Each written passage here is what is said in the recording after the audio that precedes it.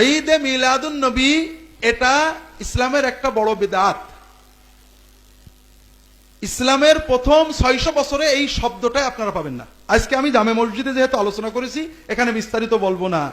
রাসূলুল্লাহ সাল্লাল্লাহু আলাইহি ওয়াসাল্লাম থেকে সাহাবীগণ 600 বছর সিরাতুন নবী, সাহাবী তাবী, 4 ইমাম আবু হানিফা, আমাদের আব্দুল কাদের জিলানী, কি বলে ইমাম গাজালি সহ সবাই, তারা কেউ মিলাদুন নবী পালন করেনি, সিরাতুন নবী পালন উদযাপন আলোচনা করেছেন, এবং সেটা সারা বছর সারা বছর।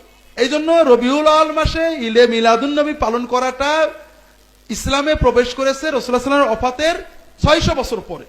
তবে রাসূলুল্লাহ সাল্লাল্লাহু আলাইহি ওয়াসাল্লামের মিলাদ পালনের সুন্নত পদ্ধতি হলো মিলাদ দিন না বার, সোমবার প্রতি সপ্তাহে।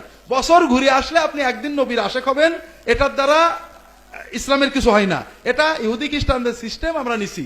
আপনি প্রতি সপ্তাহে সুযোগ পেলে সোমবারের দিন রোজা রাখবেন।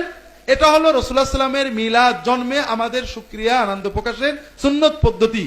রাসূলুল্লাহ সাল্লাল্লাহু আলাইহি ওয়াসাল্লাম সোমবারে রোজা রাখতেন। সাহাবায়ে কেরাম প্রশ্ন করেন, ইয়া রাসূলুল্লাহ, আপনি সোমবারে কেন রোজা রাখেন? তিনি বলেন, আমি এই দিনে জন্মেছি এবং এই দিনে আমি নবুয়ত পেয়েছি। অন্য হাদিসে আসছে নবীজি সোমবারে হিজরতও করেছেন, সোমবারে মদিনায় পৌঁছেছেন। আমরা জানি সোমবারে তার মৃত্যুও বটে।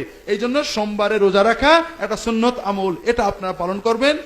এটাতে অনেক বরকত ইনশাআল্লাহ নসিব হবে।